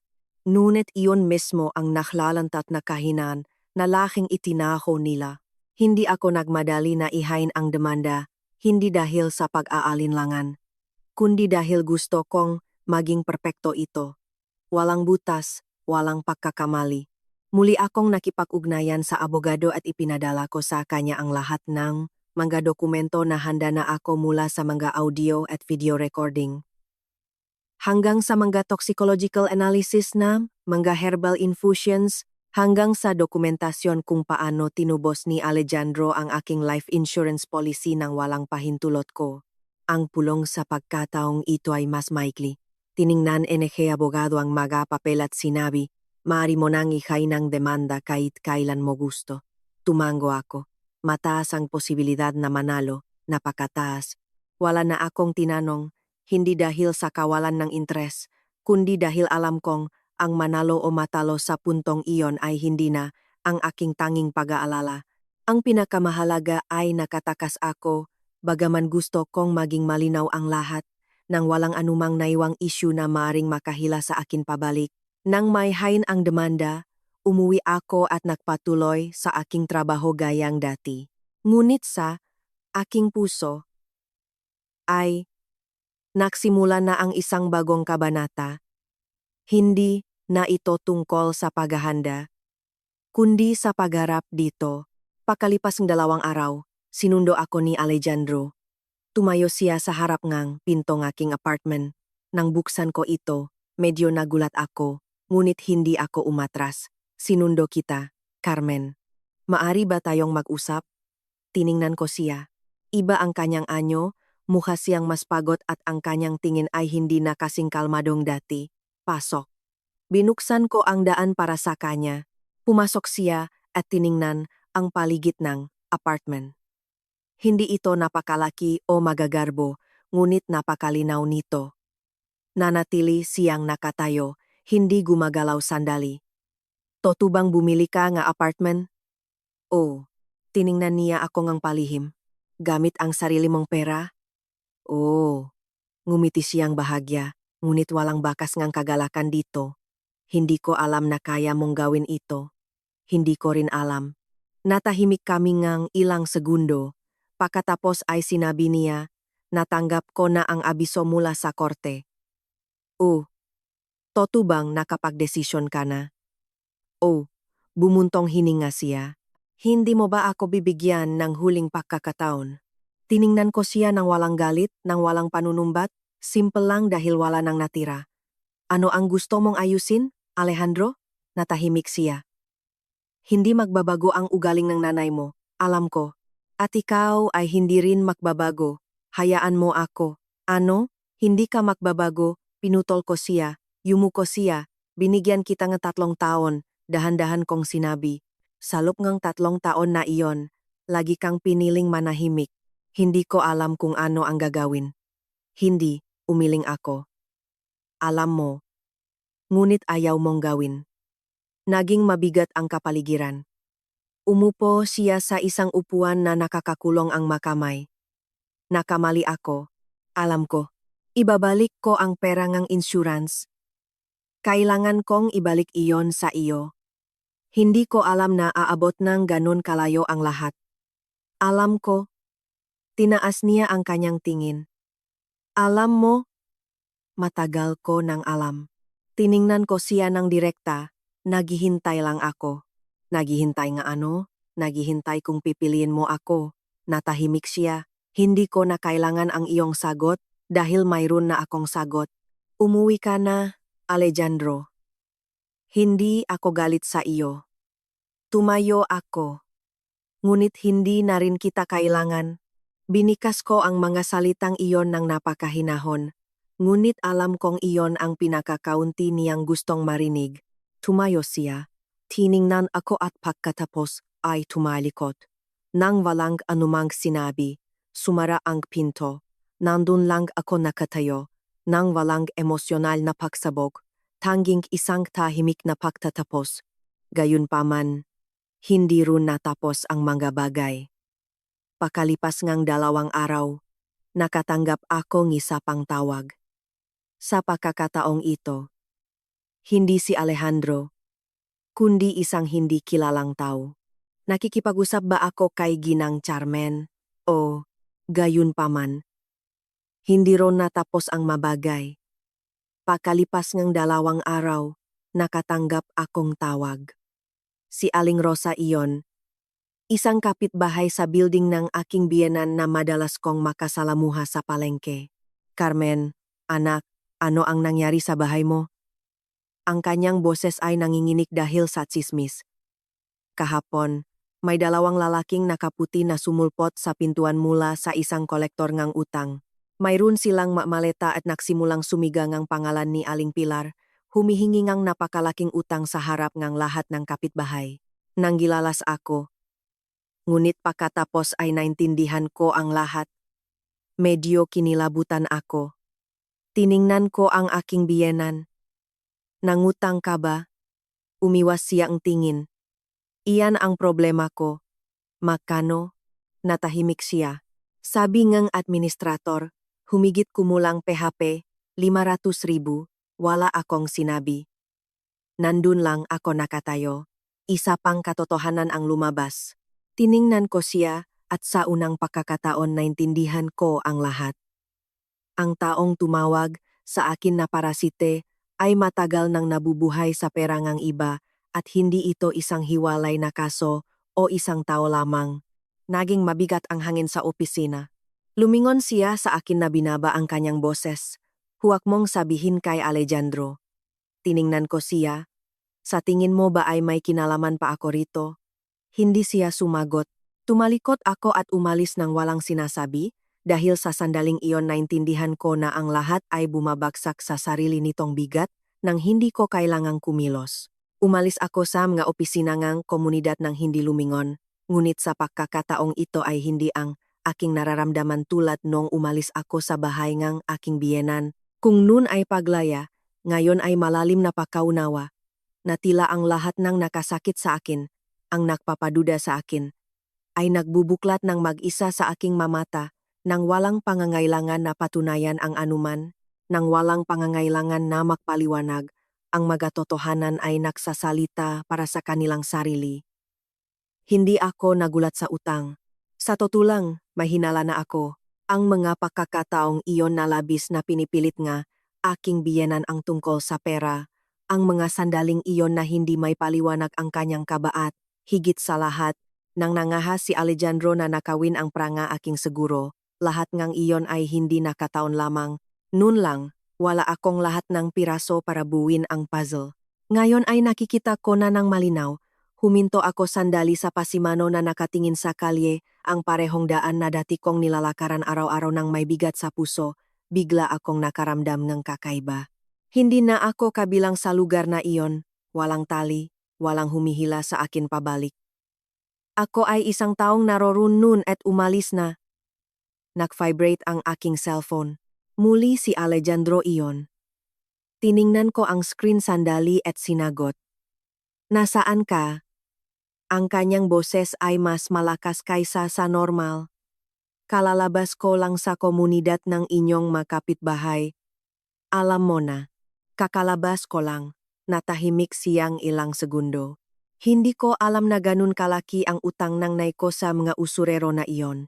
Iniisip ko, Alejandro, wala na itong kinalaman sa iyo. Alam ko. Bumaba ang tono ng kanyang boses, ngunit hindi ko alam kung ano ang gagawin. Hindi ako agad sumagot dahil hindi para sa akin ang tanong na iyon. Iyan ang problema mo, Alejandro. Sa sweldo ko ay hindi ko kayang bayaran iyon. Alam ko, kung gayon, ano ang dapat kong gawin?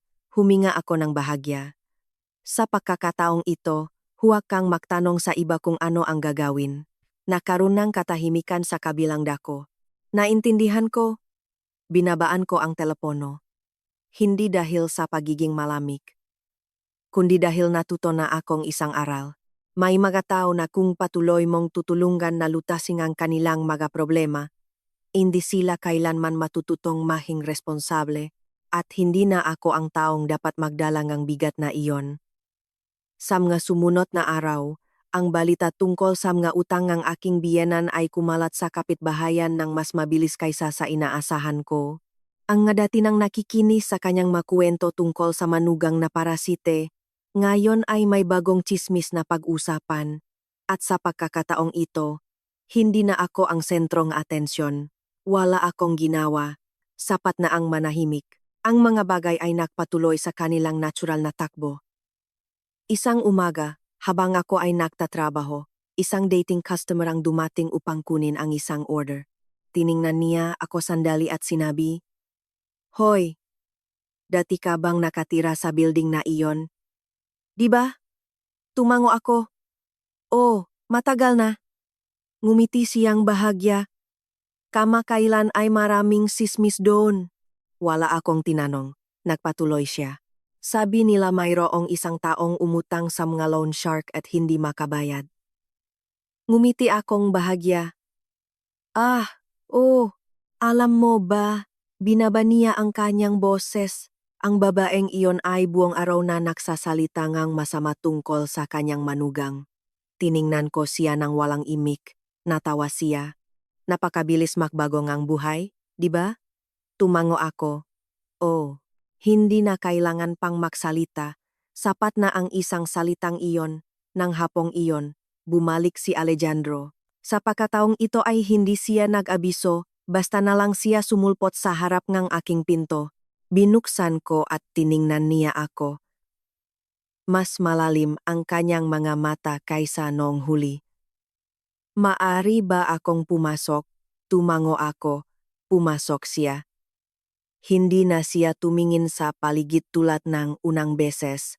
Direktang umupo siya. Nakausap ko ang nanay ko. Wala akong tinanong. Nagpatuloy siya sa sarili niya. Ipinagtapat na niya ang lahat. Natahimik ako. Ang utang na iyan ay matagal na. Siguro mula nang mamatay si Papa. Tiningnan ko siya. Hindi ko alam. Tumawa siya ng mapait. Nalaman ko nang tawagan niya ako na umiyak. Wala akong ginawang komento. Nagpatuloy siya. Akala ko kung tutulungan ko siya minsan ay matatapos ang problema. Alam ko, at lumalabas na hindi. Yumuko siya. "Kinuha ko ang pera mo para bayaran ang isang bahagi." Alam ko, ngunit marami pa rin. Alam ko rin. Nakaroon ng katahimikan. Tinaas niya ang tingin niya. "Carmen, gusto kong tanungin ka ng taos-puso. Bakit hindi mo sinabi sa akin nun?" Tiningnan ko siya. Iyon ding tanong ang itinatanong ko sa sarili ko noon. "Nakikinig ka ba sana sa akin?" Natahimik siya. Sa loob ng 3 taon na yon, maraming beses akong nagsalita, ngunit hindi mo kailanman pinakinggan. Sinabi ko ng napakahinahon, o marahil ay ayaw mong makinig sa akin. Hindi siya sumagot. Yumuko lang siya. Kasalanan ko. Alam kong hindi niya ako hihilingin na bumalik. Medyo nagulat ako nang idinagdak niya. Gusto ko lang sabihin sa iyo na naintindihan ko na. Tiningnan ko siya sa unang pagkakataon. Nakita ko siyang nagsasalita nga may katuturan. Tinatanggap ang bigat ng kanyang masalita. Mula ngayon ay ako na ang magsasagawa nito. Tumango ako. Iyan ang dapat mong gawin. Tumayo siya. Naglakad patungo sa pinto at huminto. "Carmen," tiningnan ko siya. "Nava-imaging mayos ang iyong buhay." Hindi ako ngumiti, ngunit hindi rin ako naging malamig. "Sa iyo rin." Tumango siya at umalis. Sumara ang pinto. Nandun lang ako nakatayo sandali at pagkatapos ay bumalik sa aking mesa para magpatuloy sa pagtatrabaho. Walang climax, walang luha, tanging pagpapatuloy. Ngunit sa pagkakataong ito ay ang pagpapatuloy ng isang bagong buhay. Isang buhay kung saan hindi na ako ang taong tinatawag na parasite, kundi isang taong bumubuo ngang sarili niyang halaga. Pagkatapos ngang pagtatakpong iyon, hindi na muling nagpakita si Alejandro, hindi tumawag o nagpadala ng mensahe, at sa pagkakataong ito, ang katahimikan na iyon ay hindi nagparamdam sa akin na inabandona, kundi naging kinakailangang espasyo para sa tunay na pagtatapos ng lahat. Wala nang maugnayan, wala nang mapangako sa hangin. Ang natitira lamang ay ang nangyari na at ang darating pa. Ipinagpatuloy ko ang demandang diborsyo. Ang buong proseso ay mas mabilis kaysa sa aking inaasahan. Marahil dahil walang kapintasan ang dokumentasyon o marahil dahil ayaw din ng kabilang partido na pahabain ang problema, ngunit alam kong hindi lahat ay tumatanggap ngang ganong kadaling wakas, lalo na ang aking biyenan, at sa katunayan. Ang unang nagriyak ay hindi si Alejandro kundi siya. Isang hapon, habang ako ay nag-eempakeng ng order, tumunog ang doorbell. Binuksan ko. Nandun siya nakatayo, nang walang abiso, nang walang tawag, nakatayo sa harap ng pinto ng aking bahay. Medyo nagulat ako, ngunit hindi ako umatras. Sabihin niyo po, Aling Pilar, ano ang kailangan niyo? Tiningnan niya ako. Ang kanyang mamata ay hindi na kasing tangkat tulad ng dati, ngunit hindi rin sila mabait. Ito ay isang halong iritasyon at pag-alala. Hindi mo ba ako yayayain na pumasok? Tumahimik ako sandali at mas binuksan ang pinto. Pasok po, Aling Pilar. Pumasok siya na nakatingin sa paligid ng walang sinasabi, ngunit sinusuri ngang kanyang mga mata ang bawat sulok, bawat bagay na tila sinusuri. Inihahambing at malamang na walang makitang masisisi. Umupo siya. Nakatayo ako sa harapan niya. Hindi ko siya inalok ng inumin. Walang mangga cortesies. Nahintay lang ako na siya ang unang magsalita. Wow, kaya mo pala. Opo, Aling Pilar. Nagawa mong makabili ng bahay mag-isa. Opo, Aling Pilar, nang walang tulong ng anak ko. Opo, Aling Pilar. Maikli ang aking masagot, ngunit matatag. Natahimik siya sandali at pagkatapos ay sinabi, nabalitaan ko na nagayin ka ang demanda. Oh, sigurado ka na ba talaga? Oh, tiningnan niya ako. Sa pagkakataong ito, ang kanyang tingin ay hindi mayabang, kundi mausisa. Hindi ka ba natatakot? Sopot na ang takot ko sa buong panahong ito. Ang sagot na iyon ang nagpatulala sa kanya sandali. Malinaw kong nakita na hindi siya sanay na kausapin siyang ganon. Sa tingin mo ba madali ang buhay sa labas? Hindi ko hinahanap ang madali. Kung gayon, ano ang gusto mo? Kalayaan. Binikas ko ang salitang iyon nang napakadali. Nang walang pag-alinlangan. Tumawa siya, ngunit sa pagkakataong ito ay hindi ito tawangang panunuya, kundi tawangang pagod. Kalayaan? Sulit ba ang ipagpalit ang lahat para diyan? Tiningnan ko siya. Wala akong binago. Kung gayon, ano ang ginawa mo? Nakuha ko ang akin. Nakaroon ngang katahimikan. Hindi siya agad sumagot. Siguro nag-isip siya. Siguro hindi niya alam kung paano mag-react. Ilang sandali pagkatapos ay sinabi niya ng mas mababang boses. Alam mo ba? Hindi ko akalain na makakarating ka ng ganun kalayo. Ako rin, iba ka nun. Oo, mas masunurin ka. Ganon pa rin ako. Ang nangyari lang ay hindi mo ako nakita noon. Ang pariralang iyon ang nagpatahimik sa kanya. Mahabang katahimikan, hindi dahil sa kakulangan ng argumento, kundi dahil hindi siya sanay na sinasalungat sa ganoong paraan. Pagkatapos ay tumayo siya, naglakad ng ilang hakbang sa apartment, tiningnan ang paligid at muling tiningnan ako. Talaga bang ayaw mong bumalik? Hindi. Kahit sinabi ni Alejandro na magbabago siya, hindi mo na kailangan. Hindi. Wala ka nang nararamdaman para sa kanya. Pinag-isipan ko sandali at sinabi, marahil nun. Ngayon, hindi na. Tiningnan niya ako ng matagal na tila naghahanap ngang bakas ngang pag-alinlangan, ngunit wala akong ibinigay sa kanya dahil wala naman talaga. Talaga namang marami kang nabago. Aling Pilar, ngunit huwag mong isipin na nanalo ka. Hindi ako nag-react. Mahaba ang buhay. Makikita mo, Kalaunan ay maunawaan mo. Naintindihan ko na. Wala na siyang sinabi. Naglakad siya patungo sa pinto. Hindi ko siya pinigilan, hindi ko siya sinamahan. Nanonot lang ako sa kanyang pag-alis. Nang sumara ang pinto, hindi ako humingangang maluwag o gumaan ang pakiramdam. Naramdaman ko lang na nakatapos ako ngang isa pang hakbang. Nang habing iyon, umupo ako ng mag-isa, nang hindi naktatrabaho, nang hindi tinitingnan ang cellphone, nakatingin lang sa walang laman na silit. Naalala ko ang mga unang araw, ang mga katahimikan, ang mga pagkakataon na tinatanong ko ang sarili ko kung ako ba ang may kasalanan at pagkatapos ay naintindihan ko na hindi. Nasa maling lugar lang ako at ngayon ay umalis na ako. Iyon lang, ngunit sapat na iyon para baguhin ang buong buhay ko. Pagkatapos umalis ng aking biyenan ng araw na iyon, hindi na ako muling nakatanggap ng anumang tawag mula sa kanya. Hindi dahil sa ayos na ang lahat, kundi dahil alam kong may mataong, kapag hindi na sila makontrol, ay pinipiling umalis ng tahimik. Hindi dahil sa pagtanggap, kundi dahil wala na silang pagpipilian. At ang katahimikan na iyon ang pinakamalinaw na patunay na nagbago na ang lahat magpakailanman. Samga sumunod na araw, lubos akong naktuon sa aking trabaho. Hindi na ako ginugulongang numang kuwento at hindi ko na kailangan na maging alerto sa bawat kilos o salita. At nang lumaya ang aking isip, napagtanto ko kung gaano katagal ko nang pinipigilan ang sarili ko. Sa maikling panahon, lumaki ang lahat ng mas mabilis kaysa sa inaasahan ko.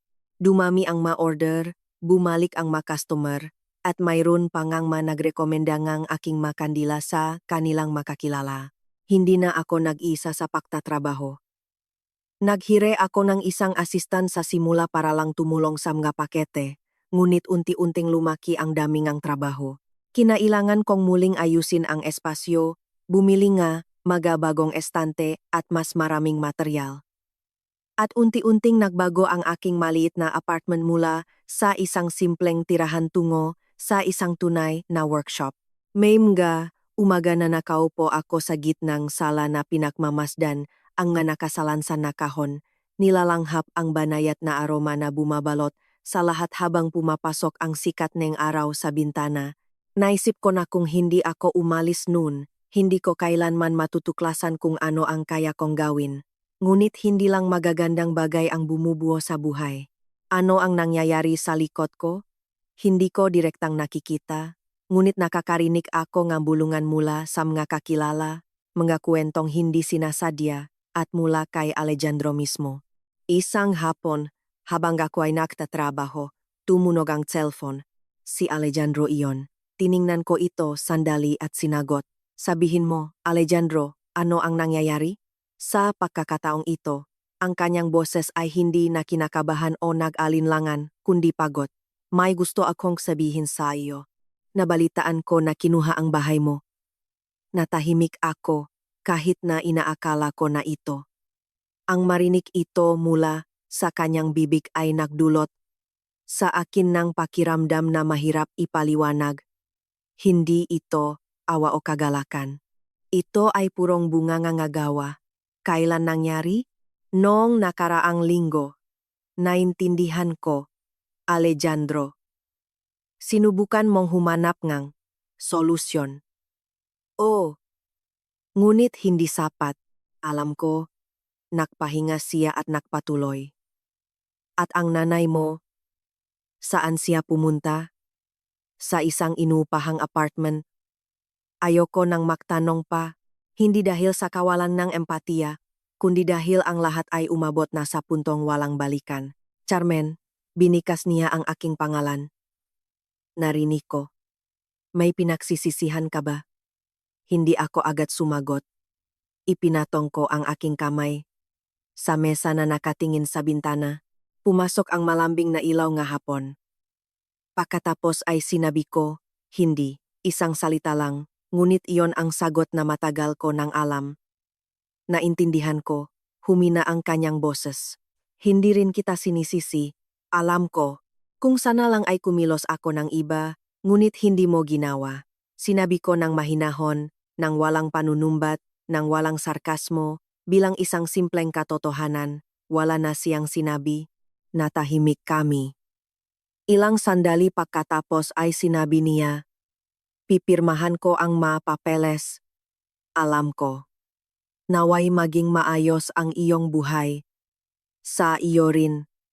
Binabaan ko ang telepono. Walang emosyonal na pagsabog o luha. Ito ang pagtatapos ngang isang kwento na unti-unting isinasara ang magabanata nito. Sa mga sumunod na araw, mabilis ang proseso. Walang maga pagtatalo o pagkaantala, marahil dahil malinaw na ang lahat sa amin. Wala nang dapat iligtas at wala nang dapat pag-usapan. At nang pirmahan ko ang hatong giborsyo at hawakan ito sa aking mga kamay, nakikita ang aking pangalan na nakasulat dito. Sa pagkakataong ito ay hindi ako umiyak, hindi dahil hindi ako kailanman nahirap, kundi dahil nalampasan ko na ang yuktong iyon. Ngayon ay mayroon na lang isang bagay, ang patuloy na mabuhay. Isang umaga, mas maaga akong gumising kaysa sa normal, hindi dahil sa trabaho, kundi dahil gusto ko. Binuksan ko ang bintana. Malamig ang hangin at madilim ang ilaw. Nandun ako huminga ng malalim. Pagkatapos ay lumingon at sinindihan ang isang kandila. Kumalat ang aroma, mainit at nakapagpapasaya, tulad ng nararamdaman ko sa sandaling iyon. Walang bigat sa aking mabalikat, walang kapaitan, tanging kapayapaan. Umupo ako at pinanood ang maliit na apoy at naalala ang lumang salitang parasite. Ngumiti ako hindi dahil nakalimutan ko na, kundi dahil mas mataas na ako kaysa doon. At ang higit na nagpapasaya sa akin ay hindi ang pagalis ko, kundi ang pag-aalam na hindi na ako naniniwala sa mga salitang iyon. Hindi ako isang taong nabubuhay sa gastos ngang iba. Kaya kong mag-isa. Isang taon na ang nakalipas simula nang umalis ako sa bahay na iyon. Hindi ito sapat na oras para burahin ang lahat ng alaala, ngunit sapat na para lumingon mula sa ibang pananaw.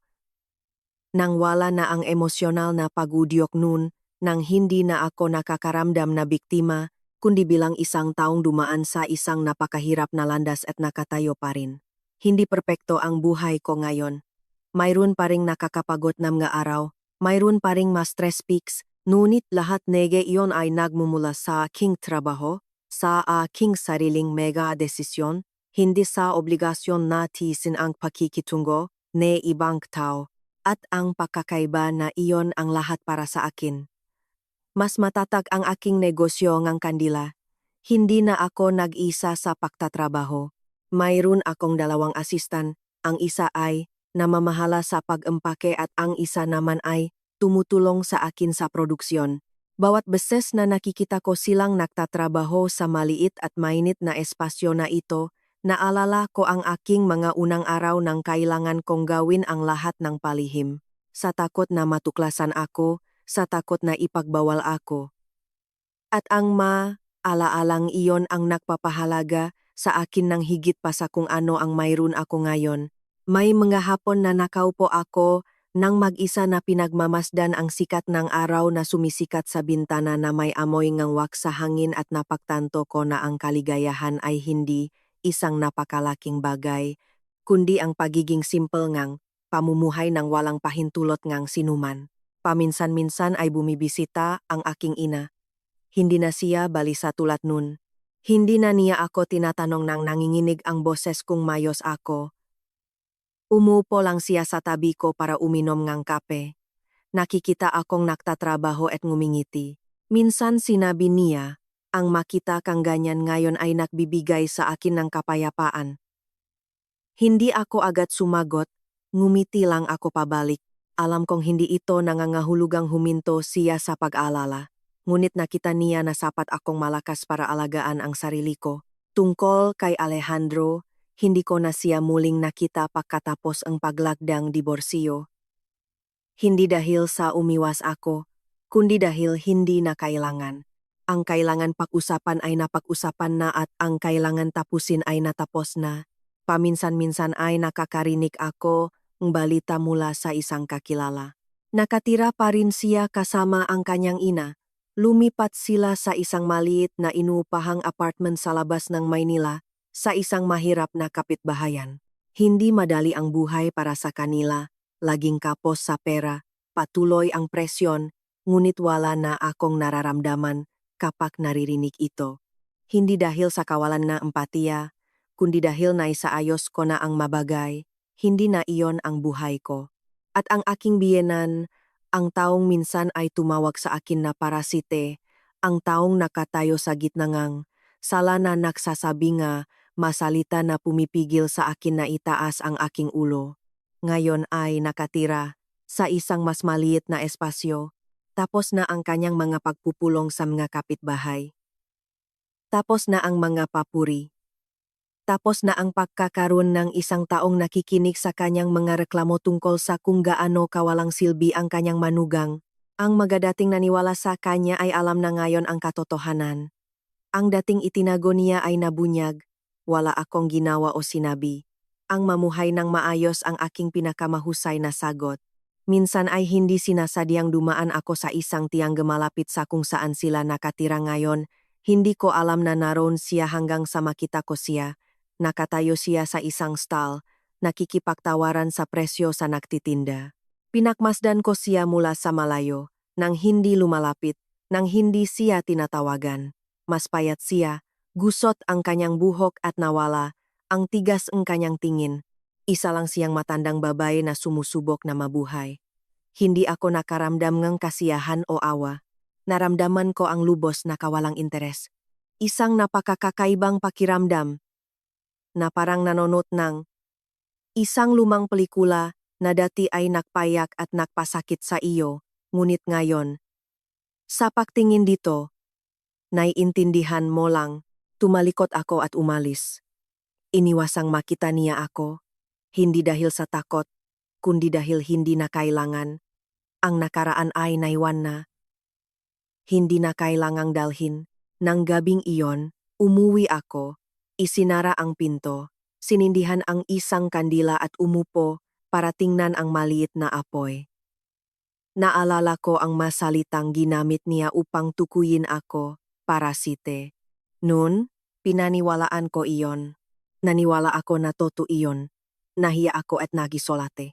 Ngunit ngayon, sa pagtingin sa perspektibo, naiintindihan ko na ang masalitang iyon ay hindi tungkol sa akin, kundi tungkol sa kanyang paraan ng pagtingin sa mundo at sa kanyang sarili. Hindi ko kailangan na patunayan kung sino ako. Kailangan ko lang mabuhay at mabuhay ng maayos, marahil para sa ibang tao. Ang aking kwento ay isang ordinaryong kwento, isang diborsyo, isang babae na lumipat ng bahay, ngunit para sa akin, ito ay ang paglalakbay mula sa hindi nangangahas na magsalita hanggang sa pagkakaroon ng lakas ng loob na umalis, mula sa paniniwala sa sinasabi ngang iba sa akin, hanggang sa paniniwala sa sarili ko.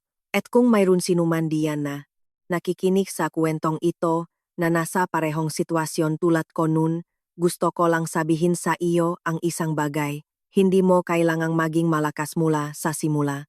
Hindi mo kailangang malaman ang lahat. Kailangan mo lang magsimula. Magsimula sa isang pag-iisip, sa isang aksyon, gaano man kaliit, at unti-unti kang makakalabas. Hindi madali, ngunit kung nagawa ko, kaya mo rin. Ang kwento ni Charmen ay ang refleksyon ni isang paglalakbay ni personal na paglaya. Ang pinakakapansin-pansin ay hindi ang kanyang tagumpay sa pagtakas mula sa isang nakakalason na kapaligiran o ang pahihiganti, kundi ang kanyang paraan ngang pagbawi ngang soberanya sa kanyang sariling buhay, isang konsepto na simple ang tunok, ngunit napakahirap ilapat kapag nakasama ka sa isang kapaligiran na unti-unting lumalason sa iyong kumpiyansa sa sarili araw-araw. Mayroong isang katotohanan na madalas nating ayaw aminin. Hindi lahat ng tao ay sapat na malakas para umalis agad. Ganun din ang nangyari kay Carmen. Naktis siya bumaksak at nakduda sa sarili sa mahabang panahon. Gayunpaman, ang mga sandaling iyon mismo ang nagpatibay sa pundasyon para maunawaan niya kung saan siya nakapuwesto, kung ano ang kailangan niya at kung ano ang dapat niyang gawin. Kaya kung ikaw ay nasa katulad na sitwasyon, huwag mong parusahan ang iyong sarili o madaling tawagin ang iyong sarili na mahina. Minsan ang pagtitis ay hindi isang pagkatalo, kundi isang yukto upang makapag-ipon ng kinakailangang enerhiya at makalaya sa tamang oras. Tungkol naman sa karakter ni Alejandro, siya ang malinaw na halimbawa kung paano ang hindi pagawaing anuman ay isang napakalaking pagkakamali. Sa maganitong giuri na relasyon, ang katahimikan at pagiwas sa mga responsibilidad ay madalas na mas masakit kaysa sa mga insulto mismo. Kung ikaw ay nasa posisyon ni Alejandro, tandaan na ang hindi pagpili ay isa ring pagpipilian at madalas ang pinakamasama sa lahat. At tungkol kay Aling Pilar, ang kanyang kwento ay hindi lang isang aral kung paano tratuhin ang iba, kundi isang babala rin tungkol sa panganib ng pamumuhay sa mga pagpapakita. Maari mong kontrolin ang salaysay pansamantala, ngunit hindi may tatago ang katotohanan magpakailanman. Kapag masama ang pakikitungo mo sa iba, hindi lang sila ang sinasaktan mo, kundi unti-unti mo ring sinisira ang sarili mong buhay. At sa huli, tungkol kay Carmen, kung mayroong anumang maaring tapusin, ito ay hindi ka lang matapang dahil umalis ka, kundi dahil hindi mo hinayaan na lamunin kang kapaitan pagkatapos ng lahat ng nangyari. Pinili mong mamuhay ng mas maayos sa halip na magiganti at iyon. Walang duda, ang pinakadakilang tagumpay. Kung binabasa mo ito at nakikilala mo ang iyong sarili, tandaan na walang sinuman ang may karapatang tukuyin kung sino ka, maliban sa iyong sarili. Huwag mong hayaan na ang mga salitangang iba ay maging iyong katotohanan.